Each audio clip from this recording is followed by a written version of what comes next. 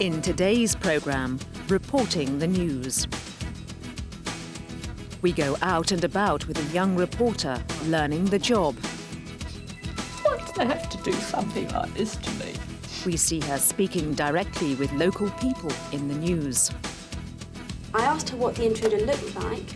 And we listen to her reporting back to her boss at the office. We hear from the editor of a local newspaper and his chief reporter. Oh, no, you don't. You're coming with me. And what happened to Meter Man? Well, he's making the headlines, as you might expect.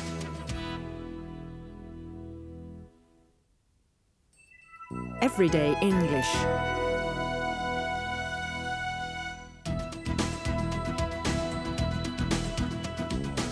Katie is a trainee reporter with a local newspaper. Last night, Mrs. Brown was the victim of a burglary. Why do they have to do something like this to me? Today, Katie visited her to find out what happened. Her boss wants to know what questions Katie asked. Right, Katie. Tell me all about it. First of all, what questions did you ask her? I asked her what time it had happened. I asked her... What time did it happen? It was about 1:30 in the morning, dear. I know, because the little clock that I have... I asked her what she had heard. Yeah. What did you hear? I heard a crash. I came downstairs, and there he was. What are you doing here? Shut up! I asked her what the intruder looked like. What did the intruder look like? Well, it's difficult to say, really, dear. He had a stocking or something over his face. He looked horrible. Sit down in that chair and be quiet. I asked her whether the man was armed.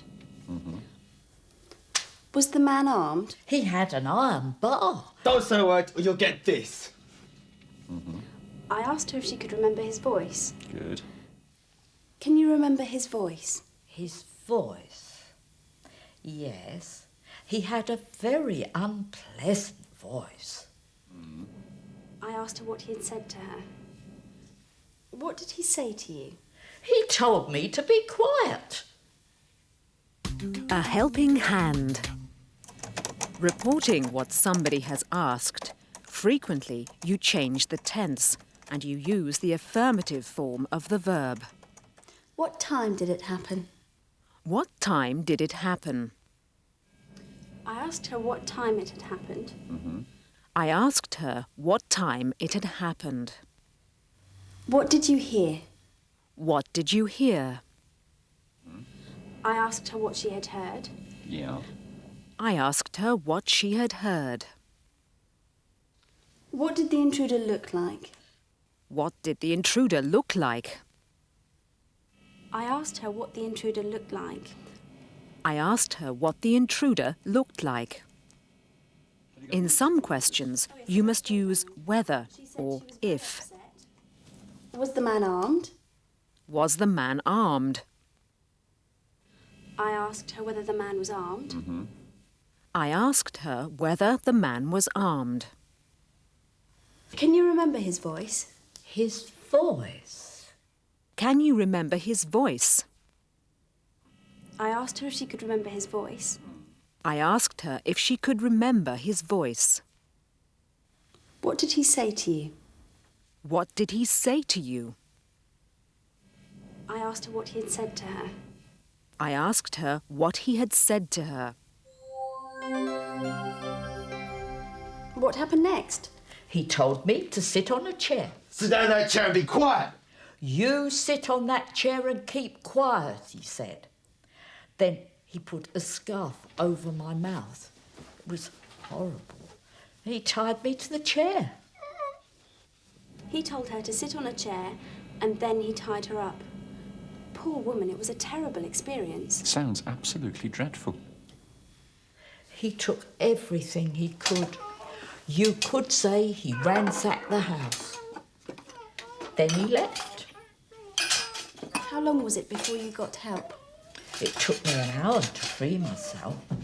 Then I called the police and they came straight away. How do you feel now? I'm very upset. It'll take me a long time to get over this. I'll dream about it for months, I'm sure. I think you're very brave. Do you have a photograph that I can have? Not just now, dear. The place is still in such a mess, but I'll find a photo and send it to you. Will it be in the paper? Oh, yes, definitely. I'll find a good one then. The burglar told her to sit on a chair and keep quiet. Then he tied her up. She said it had taken her an hour to free herself. Have you got notes of all of this? Oh, yes, I wrote it all down. She said she was very upset. She said it would take her a long time to get over it, and that she would dream about it for months. She also promised to send a photograph of herself for the paper. There probably won't be room for that. Oh, but I promised it would go in. Well, you shouldn't have promised. I've told you not to make promises like that.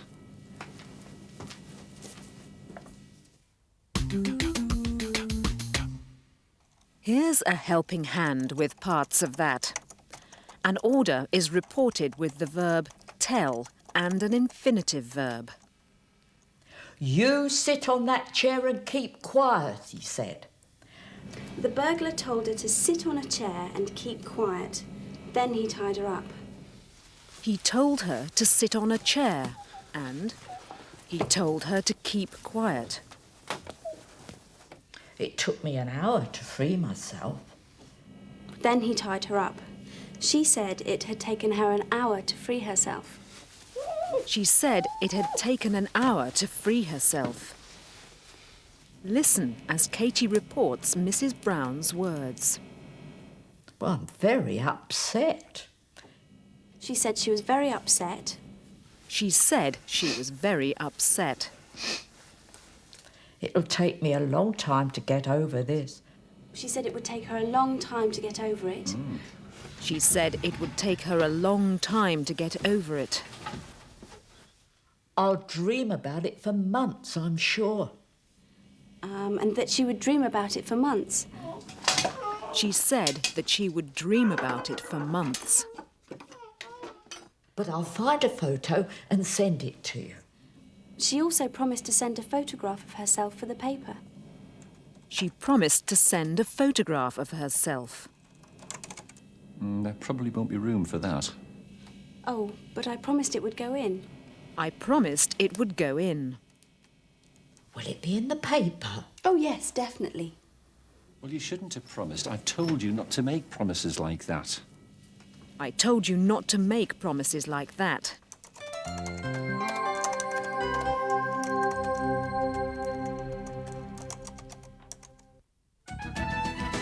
Specialised English.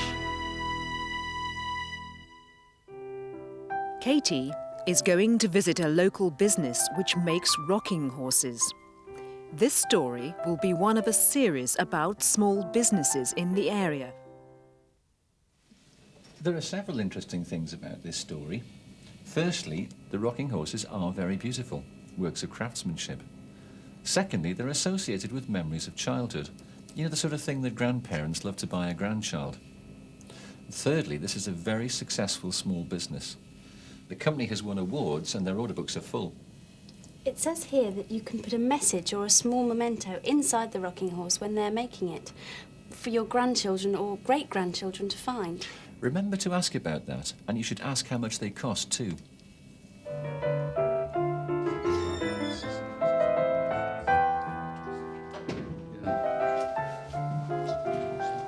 Hi, I'm Mark Stevenson. This is my twin brother Tony. Hello. Thank you for inviting me along. Not at all, you're very welcome. Perhaps you'd like to start with a tour of the workshop? Yeah, and come back later and have a look at the horses? Fine, that sounds good. Okay, meanwhile, I've got some work to do and I'll see you later. Bye-bye. Bye.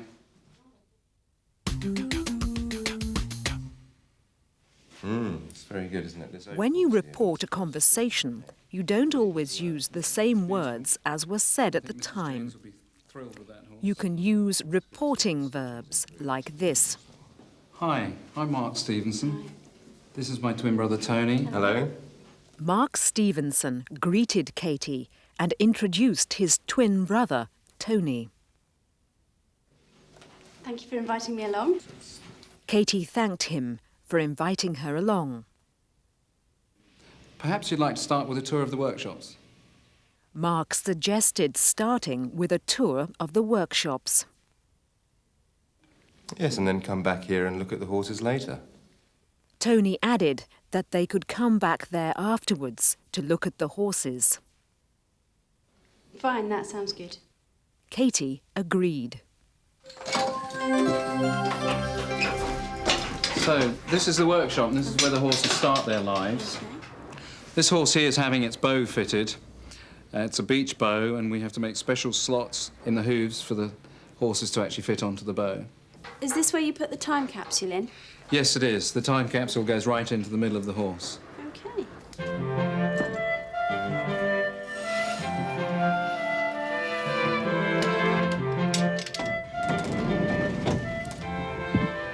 Mind the step here, careful, it's quite steep. Oh, thanks. I see what you mean. So this is the carving shop. Are all your horses carved by hand? Yes, indeed, they are. Yeah, we employ 16 craftsmen. This is Mark, he's our chief carver. Right. He's been with us for 10 years. And how long does it take to carve? This process takes 4 or 5 days to get a good horse shape out. For one horse? Yeah. And Mark does it all by eye. These horses are ready for sanding. Imagine the wood dust gets everywhere. What kind of wood is used for the horses? This horse is made from walnut, and this one at the back is made from English oak, and the painted horses are made from tulip and beech in the legs. And the tropical hardwood, like mahogany, comes from sustainable forests. And the eyes? The eyes are made for us in Germany.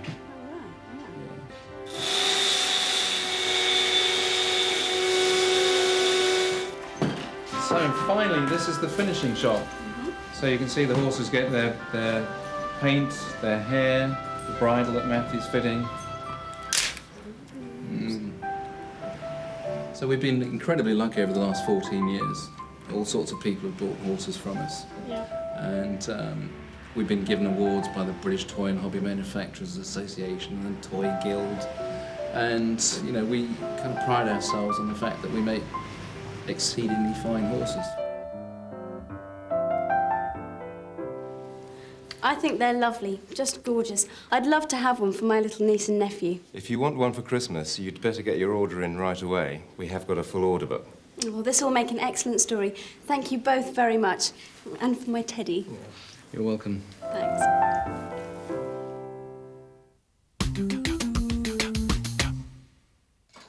Here's a helping hand again. Look out for the reporting verbs. Is this where you put the time capsule in? Katie wanted to know if that was where they put the time capsule in. Very good. The time capsule goes right in the middle of the horse. Okay. Mark explained how that was done. Mind the step here, careful, it's quite steep. Mark warned Katie about the step. What kind of wood is used for the horses? Katie inquired what kind of wood was used for the horses. This horse is made from walnut. Mark told her that the horses were made from walnut, oak and tulip wood. The tropical hardwood, like mahogany, comes from sustainable forests. He added that the mahogany came from sustainable forests. I think they're lovely, just gorgeous. At the end of her visit, Katie admired the gorgeous horses. I'd love to have one for my little niece and nephew. If you want to get one for Christmas, you'd better put your order in right away. We have got a full order book. And Tony advised her to put her order in right away if she wanted to get one for Christmas. That's all good material. You got the information about the time capsule, did you? Yes. Well done. And some nice photos. Yeah? What about prices? Did you ask how much the rocking horses cost? Oh, no, I forgot to ask. Oh, Katie.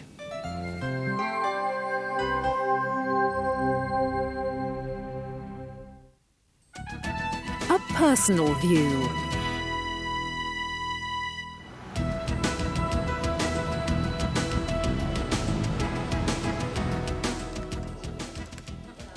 Roger Perkins is the editor of a local newspaper with offices in the centre of the town. But my plan was to somehow balance the story. What is the busiest part of his week?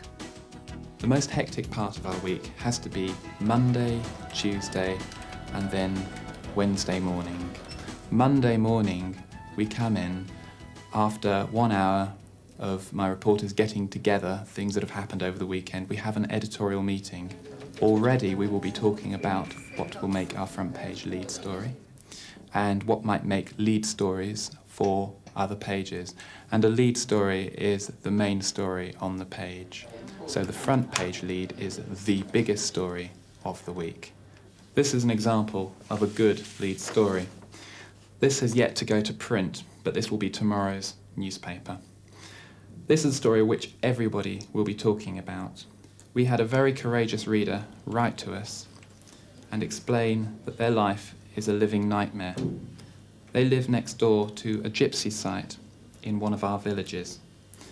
And some of the gypsies there, not all, but some of the gypsies are firing stones from catapults at their houses. And these people really cannot tolerate it. One event which took place in the area will always remain in Roger's memory.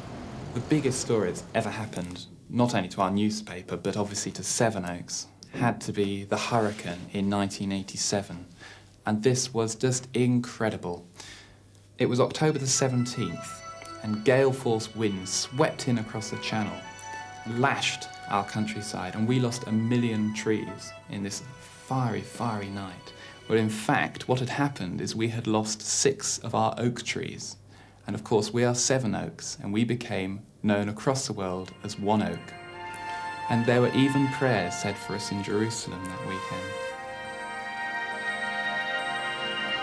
Andrew Cruikshank is the newspaper's chief reporter. The stories which interest our readers most tend to be the human interest ones, I find. It's really about the things that affect everyday people.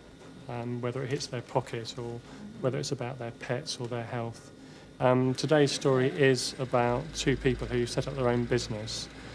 They've been going for about 3 years, but because of a council decision, their livelihoods could be ruined. I mean, they run a burger bar on a site next to a road, which is really a car park, but they've been told to move because it's regarded as a turning point for lorries and is actually part of a road. I'm Andrew Cruikshank from the Chronicle. I think we both spoke on the phone. The crux of the matter, apparently, is your customers, they claim, are blocking the road. Yeah, well, me, actually. They're actually saying... They claim you are blocking the road. I'm blocking the highway, yeah. For the actual complaints, do you know where they've come from? They wouldn't tell us exactly where. Right.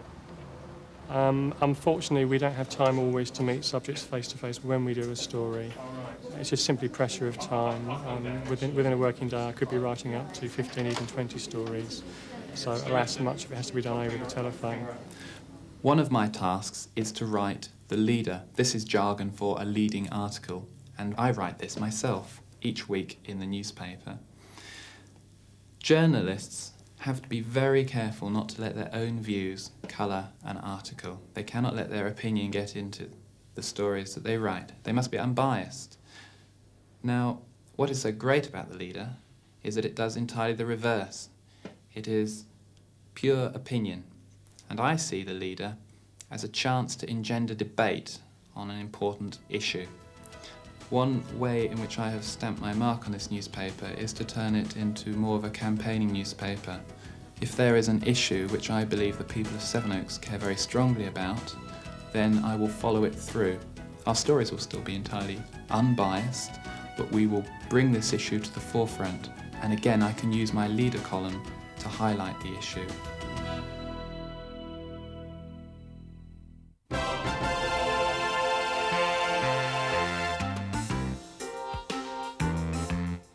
In last week's exciting story, Meet a Man, the detective, was taken hostage by a dangerous criminal dressed up as a vicar. Before the eyes of Lady Borton Monchalsea, her butler Watson, and a group of terrified tourists. Hurry! Hurry! Wait, don't pull me! Don't! No, in! But Meterman had just made a telephone call to the local newspaper, the Daily Splash. Oh, Meterman, now's your chance to save me! And now, Scoop Malone, the newspaper's top reporter, is on his way. So, what's all this about a front page story? Bloke rang, said he'd arrested a dangerous criminal, said he wanted to be in the papers. What's it all about? There has indeed been a criminal act. Unfortunately, the hero has been taken hostage himself, along with the young lady, the maid. Would you care to step inside, sir? Young lady? Maid? A girl, you mean? What's she like? Is she pretty? Good legs? Kind of shapely? Oh, yes, definitely. Yeah? And this meter reader chap, what's he like then? A real hero. Courageous, brave. Terrific! Great story! Now, be my hero! Go on, tell him. Yes, the thing is this. You must keep the girl. Let me go. You get a lot of money for her. £500,000 in ransom money, perhaps. No one would pay that much for a poor meter man. I mean, only perhaps 50 pence or something. Oh, no, just please, please, let me go. Let me go. So where's her Duchess then? Or is she a Baroness? I've got some questions for her. Lady Borton Monchalsea is not in a fit state to answer your questions now, sir. OK, then. You, what happened? Tell me all about it. Well, the vicar, the one we thought was the vicar, he was waving his gun around. And he told the meter man not to phone the police. And he told the rest of us to stay where we were. You're coming with me. And as for you, you stay where you are. And we may probably never see them again. Oh, my goodness. What do you think has happened to them? No idea. You, what did you hear? Tell us all about it. I heard the meter man on the telephone. He was so excited. He said he just arrested the most dangerous criminal. And I have just arrested a most dangerous criminal. He said it was going to be in all the newspapers. And that's why you're here. So, meter man, you want to go free, do you? Well, the price of freedom is your van. Molly? Yes. I agree. Ha ha! Very well. And for you, young lady, I want you to get all the tourists to load all the valuables into the van. The porcelain, the silver, the pictures, the antiques, the bric-a-brac, the pick and mix. Everything, in fact, must go into the van. Do you understand? Right.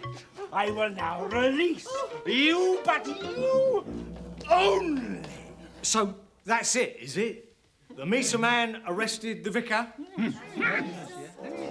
Vicar! How could you do such a terrible thing? Oh, meter man's a hostage, but I don't care about him, but the gunman's told me to collect all the antiques and put them in the van. This story gets better and better all the time. Well, come on then, everyone. Let's do as the man says. Come on, get the furniture, bung it in the van. That's the way. Come on. The keys to the van.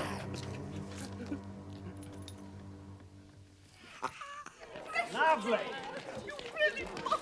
Load the van quickly. Oh, goodness. Hey, let's have a picture with the meter reader chap. Yeah, that's it. Lovely. Smashing. Hey, Vicar, how about telephoning the police from your house? 999, remember? The police? Ah, yes. That's it.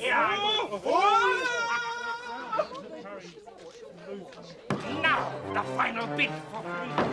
Come, fool, at the double. Come faster. Faster, you idiot. Wait. Down the road and wait while I see it's clear. Yes. Forward to money and freedom. I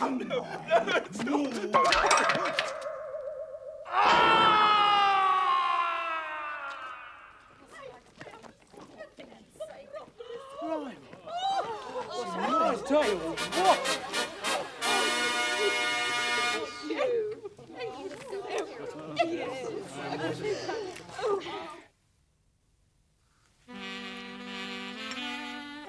The newspaper, your ladyship. Oh, thank you, Watson.